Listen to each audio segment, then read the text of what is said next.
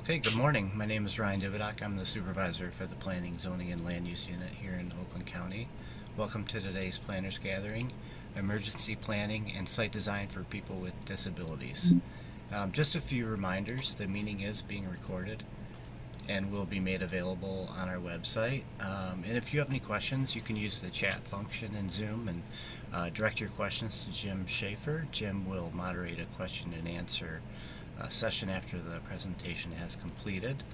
So let's get started. It's my pleasure to introduce our presenter today, Stephen Metzer, who's a senior planner for DLZ Corporation. Thank you, Steve, for joining us this morning, and the floor is yours.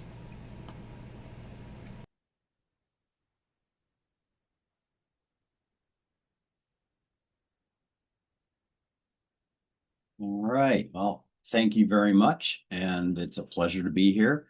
As noted by Ryan, I am going to be presenting on emergency planning and site planning for people with disabilities.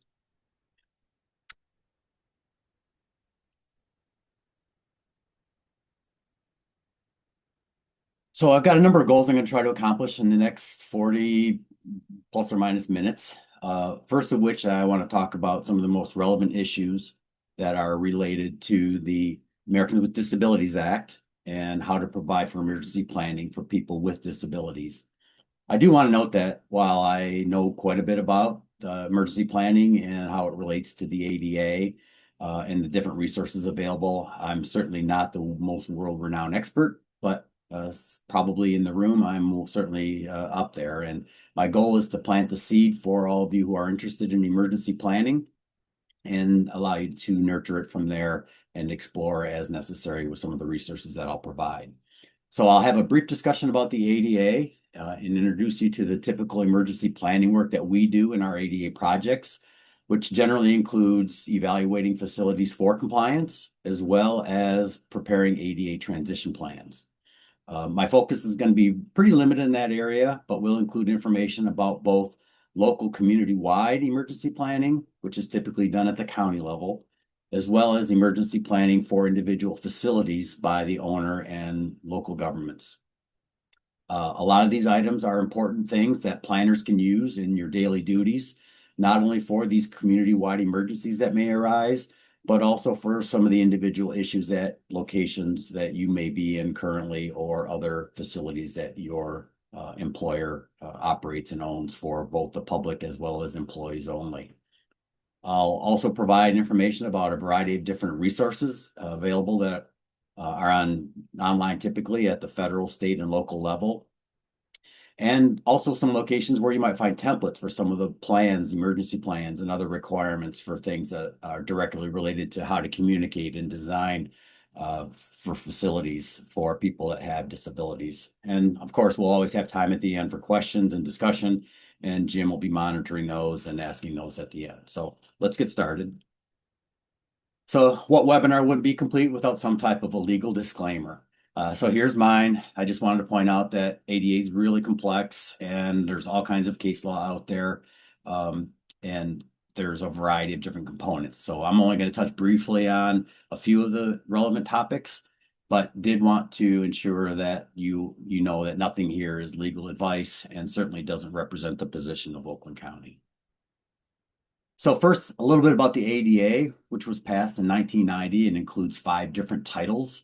Title II is the one that's relevant to state and local governments, and that went into effect in 1992. And those regulations are found in 28 Code of Federal Regulations under Part 35 and will be really the relevant statute that will be for today's topic. Part 35-104 defines what a local government is. That is regulated by Title II, which is basically anything smaller than a state agency. It includes counties and cities, towns, villages, whatever. Different states have different types of municipalities. In addition, there are other public entities that fall under Title II regulations, including public schools, colleges and universities, park and library boards, and a wide variety of others, again, depending on where you're at. And I realize some of you may not be in Michigan, but most of my talk will be related to Michigan. Parts 105 and 150 of Part 35 of the ADA provide for the requirements of Title II entities to complete both a self-evaluation as well as preparing a transition plan. The self-evaluation includes a review of physical and programmatic accessibility at facilities, including prioritizing barrier removal to programs for people with disabilities. The transition plan requires those corrective actions for barrier removal be identified and prioritized and include a schedule and plan for funding. Both of these require public outreach and involvement. So again, there's not good detail about what's required. So we have a program that we utilize and does include some of the emergency planning and whatnot. And most of the work we do for Title II clients related to ADA is in the self-evaluation and transition plan process. In addition to physical accessibility, which is the most relevant in most cases, the self-evaluation also includes a requirement to review programs of those Title II agencies. Program services and activities, or PSAs, is the acronym I'll use throughout today's presentation. PSAs include a wide variety of services provided by public governmental agencies, as well as the way that those programs are provided, and includes a number of different policies, from ordinances to rules and regulations at parks and similar types of policies that many government agencies have. Some examples of PSAs that are most important as they relate to people with disabilities are shown here on the slide, and we investigate each and every one of those as well as others during the transition planning process. Normally, we will distribute a questionnaire to each department asking specific questions about how they operate and the different policies that they have in place and how they function. As you can imagine, things like equally effective communication is extremely important when trying to provide services to individuals that are deaf and possibly could not attend a public meeting or watch a recording of a public meeting and understand what's going on without having an auxiliary aid such as closed captioning or American Sign Language available. As part of our transition planning process, we also specifically look at emergency planning procedures that communities have in place, both community-wide, though again, that's typically done when our client's a county, or at individual facilities. We do this by circulating a questionnaire to all the different departments. At the county level, it's usually Emergency Management Agency, including that to provide questions about what their department does, what documents and policies they have in place to allow us to evaluate how they consider assisting individuals with disabilities in emergencies. I realize that you can't read the questionnaire, and if anyone is interested in the types of questions that we pose, I'd be more than happy to provide that to Oakland County, and they can distribute it, or my email address is at the end if you want to reach out and ask for a copy of that questionnaire. I'd be more than happy to provide that to anyone that wants it. In states that we've done work for clients on ADA projects, the community-wide emergency planning is done at the county level, as I said, but there are some local agencies smaller than a county that have their own plans. While most of those are done in advance, unfortunately, others are responsive to emergencies. We did the ADA transition plan for the city of Gatlinburg, Tennessee, and if you recall, in early 2010s, the Smoky Mountains had some pretty severe wildfires that occurred, and they did not have plans in place, but now they do. And unfortunately, from lessons learned, they're going to be able to move forward. And if it ever happens again, they now have a plan. There's pretty good guidance provided out there by FEMA for, and many states as well, for local emergency plans to be prepared with standard requirements for a wide variety of planning for and responding to emergency situations. These plans are typically called either a comprehensive emergency management plan, CEMP, or an emergency operations plan, EOP, and I'll use those two acronyms and terms synonymously today since they basically are the same thing, it's just a different way of referring to those. Regardless of what they're called, these plans focus on really 5 important aspects, including the prevention to the extent possible of emergency situations, protecting the public and public infrastructure during emergencies, mitigating impacts, and the steps to take towards the recovery following an emergency, but perhaps most importantly is how to respond to the different types of emergencies that could occur in your community. There's a wide variety of planning standards that apply to these plans in Michigan, and most states have similar guidance. The one in Michigan is the Michigan Emergency Management Act, and that's the basis for the formal requirements of emergency operations plans for local jurisdictions and establishes the Michigan State Police Emergency Management and Homeland Security Division as the authority to establish formal requirements using guidance from FEMA. There's a number of publications available for local agencies on the Michigan State Police website, including publications 201 and 201A, which provide both a guidebook and review guide for local emergency operations plans, integrating those formal requirements outlined in the Michigan Emergency Management Act with federal guidance, and establishes additional standards that planners should follow when developing their EOP.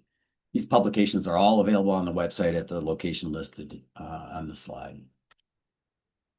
FEMA does provide significant guidance and recommends a 6-step planning process. Imagine that, a planning process having steps for development of an emergency plan, starting first with the formation of a planning team.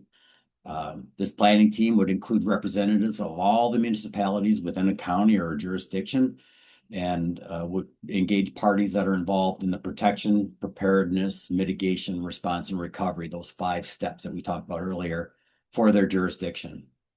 Representatives on this team should include emergency services personnel, such as police and fire from all the different communities who can collaborate, transportation providers, including transit agencies and schools who would provide buses for evacuations and transportation, public works and engineering to ensure that roads and other transportation infrastructure, as well as water and sewer services, are maintained during emergencies, and many others, depending again on the different types of communities and departments that you have within the county.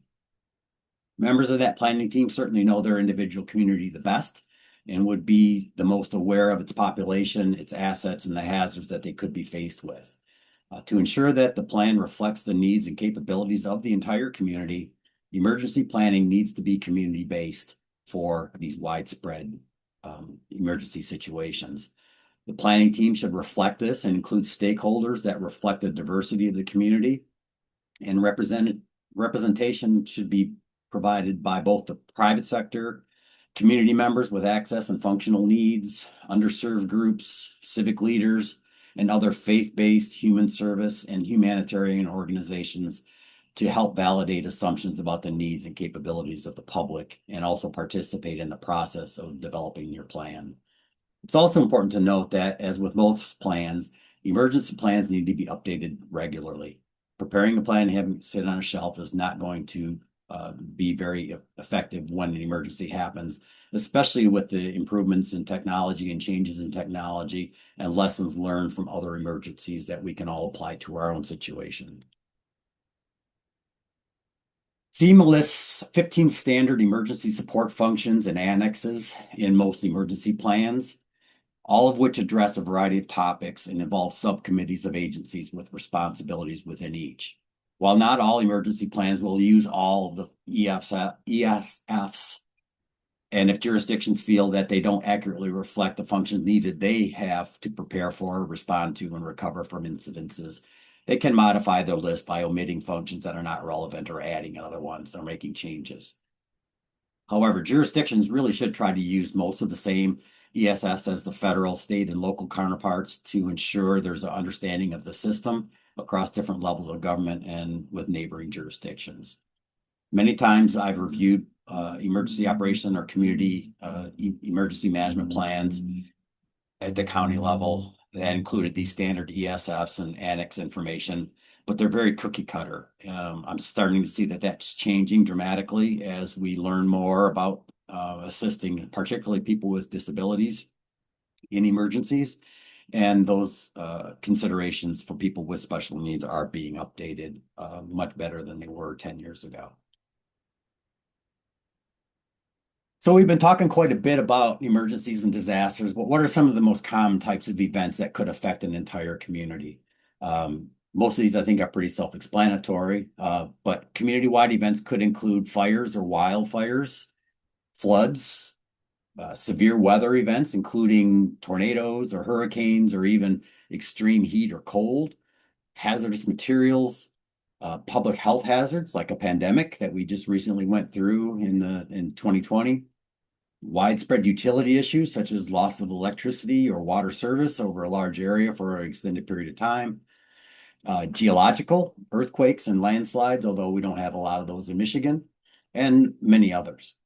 Michigan would not have a lot of these types, but we are like other areas that are subject to hurricanes and earthquakes that can cover pretty large areas and be pretty devastating. But we certainly have some of our own issues to plan for, and we should do so accordingly. And that's why we each develop our own plans on a large basis at the county level, because each county and each region and each state is very different.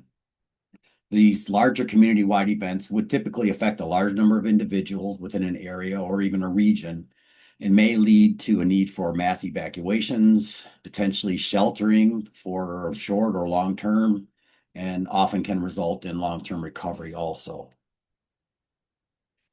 Michigan requires all the emergency programs and plans to consider specific hazards, and the ones listed on the slide are the ones that are at a minimum, including flooding and dam failure, which we unfortunately all just recently saw with some of the dam failures along the Tittabawassee River. Hazardous material instances that could include spills or similar types of events. Severe weather, which in Michigan is generally limited to tornadoes, snowstorms, and extended periods of extreme heat or cold. Cyber instances, power outages, weapons of mass destruction or terrorism. These are the minimum ones in Michigan, but many community plans that I've seen in Michigan do go and include some additional ones that are potentially possible in Michigan. As a side note, the GIS map, which GIS is a very powerful tool if used properly. The map on this slide is from NOAA, and it shows all the tornadoes in Michigan since 1950. And I was kind of surprised at how many there were. There's a total of 1,270 tornadoes that have occurred in Michigan since 1950, which resulted in 249 fatalities, over 3,400 injuries, and over $1.3 billion in property damage. When communities develop their plan and make decisions about what emergency support functions they intend to include, there should be specific information directly related to how they would identify, assist, and communicate with the disabled community. This would include the 5 items listed here on the slide, and I'm going to talk about each one of those individually in detail. So first, let's talk about local notification options. Providing information through different alert systems, and one I'm sure for everyone is familiar with that's on this webinar is the emergency alert system. The emergency alert system is a national public warning system. I'm sure everyone here knows that alert tone that is used on the system on television and radio and other places that you might hear it. In addition to federal alerts, local authorized agencies can use the emergency alert system to deliver important emergency information such as weather. Amber alerts is one that we oftentimes are getting at the local level, and other local incidences that are targeted to specific areas. The emergency alert system is sent through broadcast television and radio. It can also be sent through satellite radio, broadcast satellite providers, cable television, any number of ways to alert the public of an emergency. NOAA has a weather radio all hazards, or NWR system, which is a nationwide network of radio stations that broadcast continuous weather information from the nearest National Weather Service office based on your physical location. So the broadcasts are providing official warnings and watches and forecasts and other hazard information 24/7. And it also broadcasts alerts of non-weather emergencies such as national security or public safety threats through the emergency alert system. IPAWS, or the Integrated Public Alert and Warning System, is FEMA's national system for local alerting. It gives federal, state, local, tribal, and territorial public safety agencies the ability to send alerts and emergency messages simultaneously through NOAA weather radios and alerts through systems like sirens and digital billboards. IPAWS allows local alerting agencies to send their own emergency alerts at no cost, although those agencies may incur some cost to purchase the compatible software. But those alerts can be locally targeted to ensure only devices in the affected area receive the alert. FEMA has a web app that you can also use, or a phone app that you can use to receive real-time weather and emergency alerts. You can use it to send notifications to loved ones, locate emergency shelters, get preparedness strategies, and a wide variety of other things. So you can register to receive real-time weather and emergency alerts from the National Weather Service for up to 5 locations. So if you live in one location, work in another, maybe vacation in another, you can get those notifications for up to 5 locations.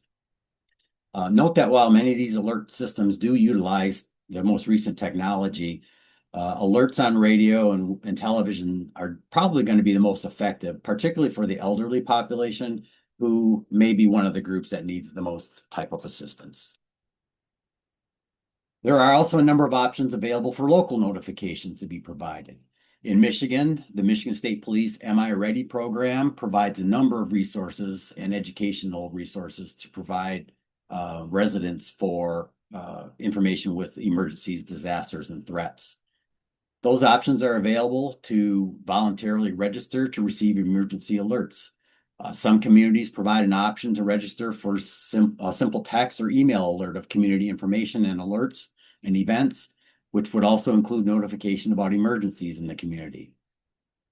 For those agencies that subscribe, you can also create a Smart 911 account where 911 is available. And that offers people the opportunity to provide important details about themselves, their families, and other household information that would provide a 911 dispatcher the ability to see the given information at registration, including the address, any medical or mental conditions of family members, photos, and even details about pets, which would allow for faster, more accurate dispatch and drastically reduce response time. In addition to the Smart 911 system, there are a number of subscription services that communities can utilize to enroll residents for emergency notifications. Code Red is a nationwide emergency alert system that delivers real-time updates from your local public safety officials and is in over 10,000 communities and has been used for over 20 years for everyone from small towns to fairly large cities. Code Red started as a voice notification system, but it's evolved and now alerts can be sent by text, voice call, email, push notifications through the Code Red mobile app, and social media.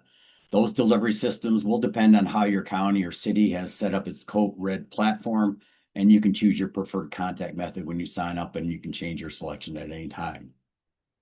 Everbridge Public Warning, which includes Nixle, is another public warning system that helps governments and emergency authorities send urgent location-aware alerts to people at risk during imminent or developing emergencies. It combines modern mobile alerting with traditional communication channels, so residents, visitors, responders can receive clear instructions quickly. And Oakland County is a subscriber to the Everbridge system, and you can go on to and register through Oak Alert, which is an Everbridge system as noted. Again, text notifications for all the different types of notifications may be more effective for many people than email or web-based, given the lack of internet access in all areas. But even texts do have limitations for people that don't text, and there are areas with limited cell phone coverage still even today. Regardless of the system you have in place for enrollment, it's important to include voluntary disclosure of any special medical conditions or other considerations that would assist in emergency planning. While many medical conditions would require no special considerations, others can be very significant. Knowing that an individual is confined to a bed or uses a wheelchair or a scooter or other mobility device can help to plan on how to transport them and their equipment in an evacuation. Other individuals may have special needs for medications or medical equipment, such as a home dialysis machine and supplies, or insulin that needs refrigeration. This knowledge can also help with ensuring adequate space and facilities are available at emergency shelters if a sheltering event occurs. So once you have an idea through these voluntary registrations about the number of individuals needing that special assistance, particularly for transportation needs due to either a disability or a need to take special types of equipment with them in an evacuation, it allows planning agencies the ability to ensure they have enough vehicles to provide that transportation. Typically, this transportation is performed through a variety of sources that are not governmental in nature, although many are public. In some cases, members of the public who need special care, ambulance may be the only transportation mode feasible. But for most others, they can be transported by buses or other types of equipment that would provide wheelchair lifts or ramps. These buses are typically provided through transit agencies and local school districts. since they do, on a day-to-day basis, transport a large number of individuals, including those with disabilities and those with mobility devices like carts and wheelchairs. Being able to effectively communicate to people with different disabilities is vital in all stages of operations of government, but can be particularly important during an emergency. We all experienced and saw during the COVID-19 pandemic the significant increase in the use of American Sign Language interpreters at all updates from both federal and state government agencies when updates were provided to the public, which was seemingly on a daily basis. Effectively communicating to individuals with vision loss or who are blind or deaf or may have a cognitive disability, or even sometimes just the elderly who may not fully understand what's going on if the communication is not done at the proper level, is vital to ensuring everyone understands the importance of the situation and what they may need to do in reaction to it. Generally, this communication is done through audible means on TV and radio, and with visual media can also include, as noted, ASL interpreters and closed captioning, which is often able to be turned on and off on most modern televisions. Any event where there is an evacuation or sheltering of some type needed due to the type of emergency, which could include any number of things such as power loss or extended periods of extreme heat or cold, emergency shelters are made available, most often through cooperation with agencies such as the American Red Cross. These agencies have staff that will find shelters for both short and long-term care that meet the needs of the community and can support the number of individuals that may need to have shelter provided. These shelters need to provide not only a safe place to sleep and food and water, but also typically will provide counselors and medical personnel for health and emotional or mental health care. There may also be religious leaders to provide spiritual care and prayer for those who are religious. There's also often a way for individuals to have access to computers and phones to connect with loved ones to let them know they are safe. Electricity is available via generators and charging stations, not only for their cell phones and other mobile devices, but also equipment such as dialysis machines and whatnot that need electricity. And often for long-term sheltering situations in particular, shelters will need to provide emergency supplies for recovery as individuals return to their home with basic toiletries and other things needed to return back to normal. Shelters should all be accessible and not segregate individuals with disabilities to one location that is accessible. Fortunately, many of the locations used as shelters are at least generally accessible. And in addition to being accessible, the shelters must also be structurally sound to ensure they are safe in the event of their use as a shelter. They also need to provide individuals with the expected level of privacy to be able to sleep and be secure, have good ventilation and be free of air pollutants and other things that may harm or threaten the users, have a safe and consistent supply of drinking water, have sanitary facilities in good working conditions with expected level of privacy, heating and cooling, reliable electricity, including backup generators, adequate provisions for garbage and trash removal and storage, both interior and exterior, laundry facilities, if it's going to be a long-term situation, or laundry facilities that can be made available, fire alarm systems, any number of things. So emergency shelters, especially for longer term, are significant. Some of the accessible features that shelters need to provide would include accessible entrances and circulation areas inside, restrooms that have wheelchair accessible toilets and sinks for those longer term situations that we talked about, an accessible shower or similar type of bathing facility should be available. Shelters need to provide provisions for service animals, and many do allow pets in most instances, but you do need to have those provisions available, and also be able to have adequate room and maybe even private areas for individuals with special medical equipment. If they're undergoing dialysis or something like that, they can do it in private. The types of facilities used as shelters typically would include buildings like schools or convention centers or community centers, stadiums, and similar types of large venues that have this HVAC systems and refrigerators and freezers for storage of food and restrooms and toilets and whatnot that we talked about. And who can forget some of the images as shown here on the slide photo that we in Michigan here saw of the New Orleans Superdome, a football field being used as an emergency shelter following Hurricane Katrina in 2005. So in summary, for community-wide types of emergency situations impacting individuals with disabilities, many governmental and non-governmental agencies play an important role in the preparation and implementation of emergency plans. There are a number of resources available to assist in the development of those plans and to communicate when an emergency happens and what types of responses the community members need to utilize.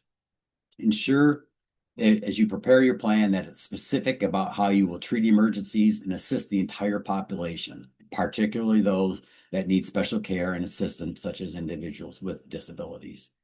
The numerous voluntary registration programs that are out there can be used to self-identify any special needs and will assist you in your planning for transportation and sheltering in most extreme types of emergency conditions.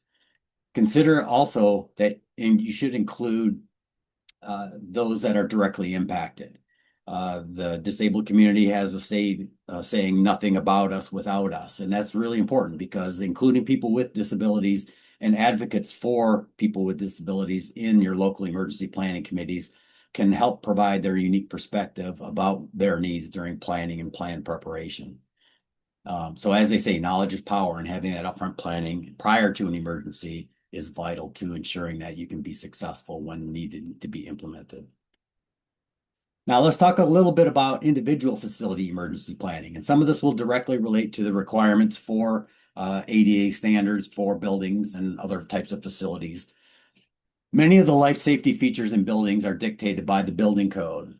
Things like the number of exits, the travel distance to exits, door and corridor widths, numbers of stairs and their dimensions, and a wide variety of other things that are too numerous to list all of them. Also, the National Fire Protection Association Code Part 71 includes requirements for visual fire alarms in new and updated buildings. If you've seen those lighted flashing fire alarms that are for people that cannot hear those loud audible alarms going off to let them know when the fire alarm has been activated. All buildings really should have an emergency plan of some type, even if only for employees in those facilities that have no public access. These emergency plans should include detailed plans for each individual facility for different types of emergencies, which would include information to be made available, such as maps of evacuation routes and the location of exits, as well as the operational and procedural processes for different emergencies that staff are responsible for performing in the event of an evacuation or sheltering. Individual facilities have different types of emergencies that you would find that is not in a community-wide situation. Those emergencies can be either evacuation type, shelter in place, or a combination of both. For evacuation type, that would include things like fire or bomb threat. If those types of emergencies in the facility are realized, people are going to try to evacuate and get out of the building as quickly as possible and get away from the facility. Others require sheltering in place, and that could include severe weather, sheltering on the lowest floor level on an interior room for a tornado, for example, or staying inside and closing windows and doors in the event of a chemical spill. Others might be a combination of both, such as an active shooter, where individuals that can evacuate safely should do so, but others may need to shelter in place within secured rooms and doors. And again, all types of emergencies that we just talked about need to consider the needs that individuals with disabilities may have and need assistance with. Facility emergency plans should include floor plans and evacuation plans for each floor level that shows all those safety features, including location of fire alarm poles and fire extinguishers. These should be posted conspicuously, since in an emergency, nobody should have to look for them with much effort, especially if they're not familiar with the building. They need to know what's the easiest and quickest way to get out. The location of all vertical exit routes to exterior doors, as well as any shelter locations on the lowest floor level, should also be provided and clearly identified. Unique risks for some facilities should be included, such as potential chemicals or other compounds of concern that are stored on the site. For instance, at a wastewater treatment plant, chlorine would be stored, and the employees in those buildings should know what to do in the event of a fire. Or large occupancy spaces that have a large number of people that may be trying to exit at the same time if a fire alarm is pulled. Those staff procedures should be detailed and include a number of provisions, including designating managers or alternates as being responsible for ensuring their areas are evacuated and anyone needing assistance is accommodated appropriately. Those managers would be designated as floor captains or evacuation chairs or whatever you want to call them. ensuring that all employees are accounted for and that the public is evacuated, including having those floor captains or evacuation coordinators inspect offices, restrooms, and other spaces on their floor or area of responsibility on their way out, but prior to leaving themselves, and having a place to meet or way to communicate to employees to ensure that everyone is accounted for in an evacuation. It's also important to have a contingency plan in case someone is trapped in a room or area due to an obstructed egress route or a fire along the route that makes it unsafe for them to exit. You need to have a contingency plan for staying in the space, contacting emergency personnel, putting clothing or wet towels below the door to keep smoke out of a room, for example, are contingency plans that you would need to have in place. The type of assistance a person with a disability may need will vary based on several factors, including the nature of their disability, the type of emergency that they have, the multi-story buildings, having a complication of having elevators. I lost my place here, sorry. Shut down and return to the ground floor when fire alarms are activated. This can be overridden by firefighters, but when it's safe to do so, but lacking that, getting people that are non-ambulatory and have a limited ability to talk and get down flights of stairs can be an issue. If sheltered for a fire emergency in an upper level area of refuge, you need to be able to notify through a compliant control panel that has both audio and visual indications of a call being placed to let emergency services personnel know that there's someone needing assistance in that area of the building. It's also important for staff to know which emergency exits have exterior issues for egress for non-ambulatory users. An exit door that has stairs or no route away from the building could trap a person at the exterior wall, which, while being preferable possibly to being inside, still requires assistance to get to safety. An exit door like the one shown in the photo that has a small step from inside down to a concrete landing with no way for someone in a wheelchair to escape is an example of an emergency exit that does this, which can be resolved simply by adding a connection from the concrete to the nearest paved surface. When a facility requires evacuation, the way that information is communicated effectively will differ based on the type of disability someone may have. For example, to notify someone that is visually impaired, you can easily announce the type of emergency verbally and offer the person an arm to assist them with getting out of the facility as quickly as possible, talking to them all along the route and letting them know what obstacles they may need to work around. For individuals with hearing loss or who are deaf, new facilities typically have the visual fire alarms I talked about with a flashing light, in addition to the audible alarm. But you can also flash lights on and off at locations that don't have those types of alarms to get the attention of individuals in the room and use hand gestures or write notes for the reason for the need to evacuate and where to go.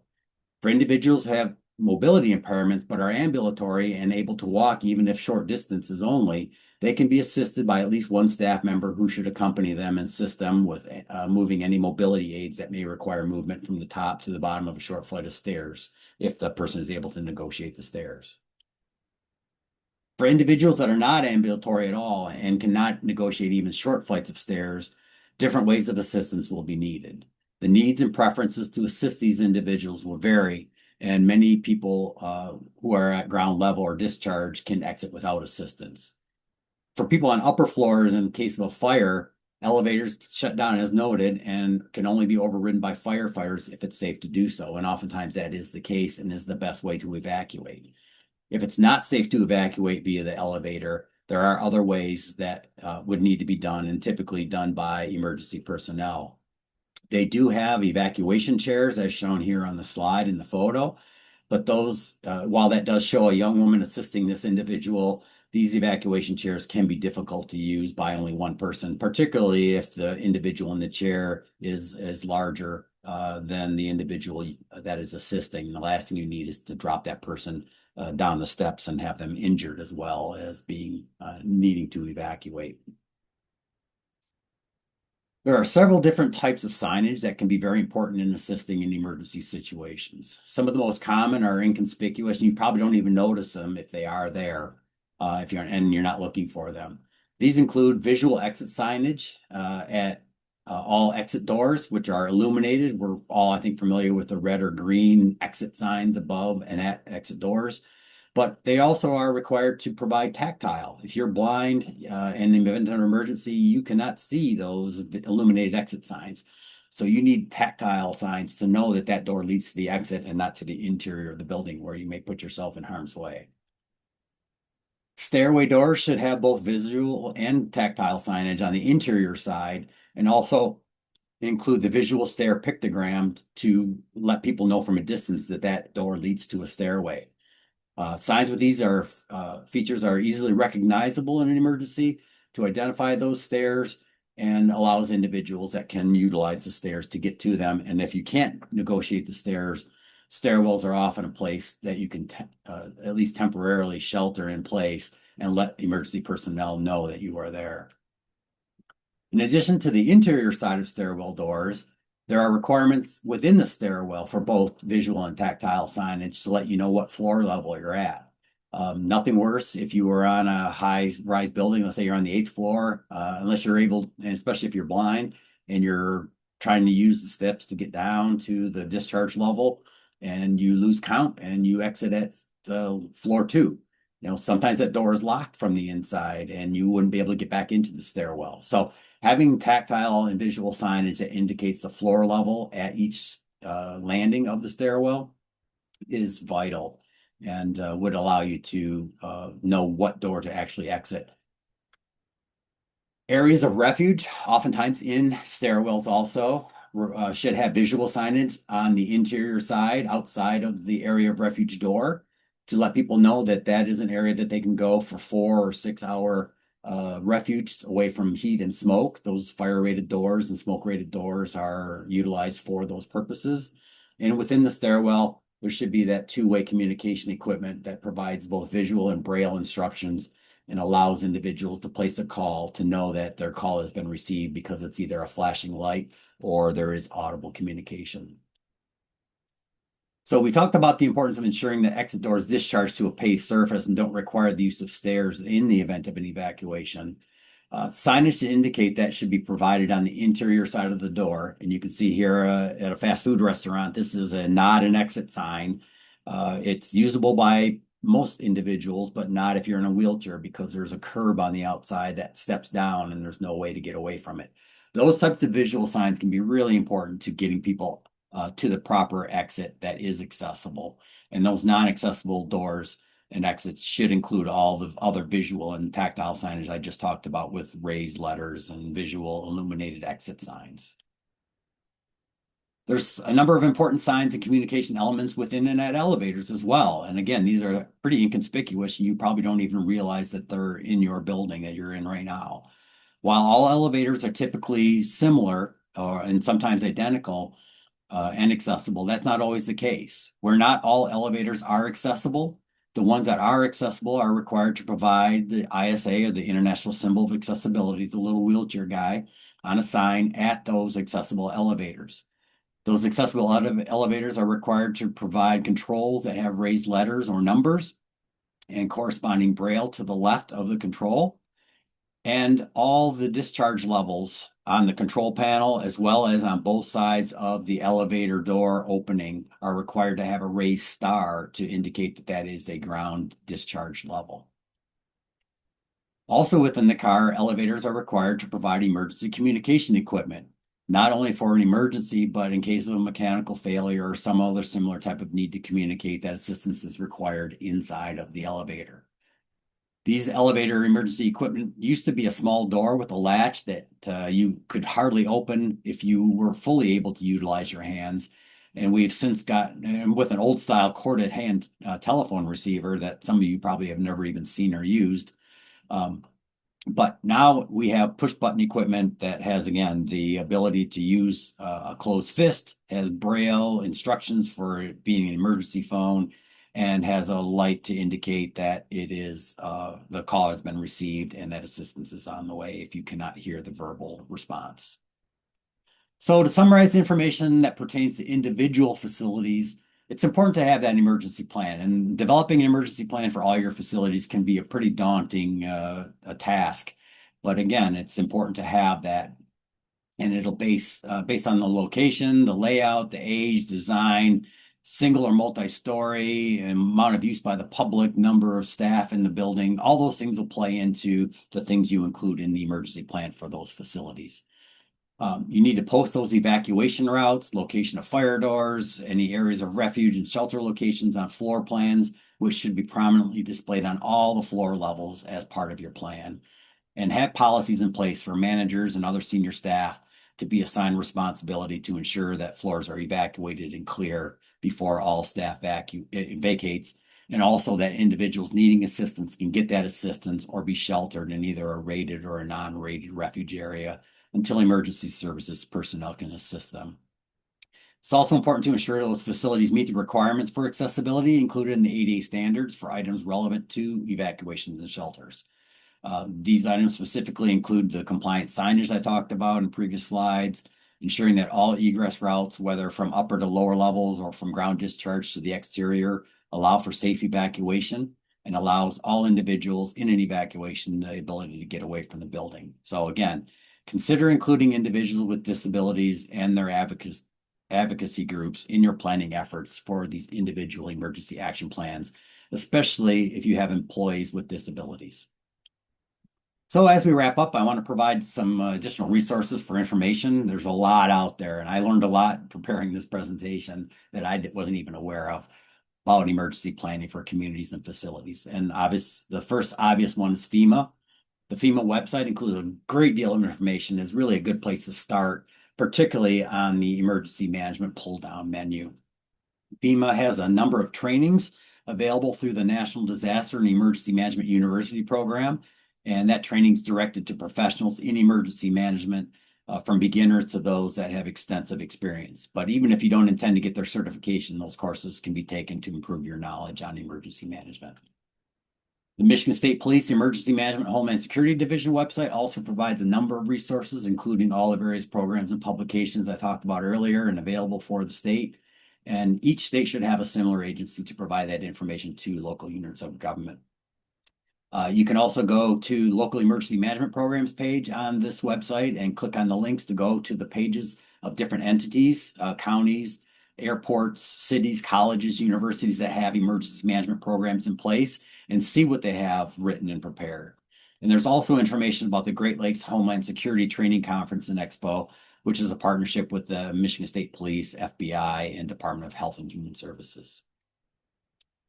There's a number of professional groups and associations, including both the National and Michigan Emergency Management Associations, both of which provide resources to emergency services professionals, as well as the National Association having an accreditation program for state and local government programs. Locally, the Michigan Groups provides opportunities for networking and advocacy and development and education, and they have an annual conference, which this year is scheduled for October at Shanty Creek.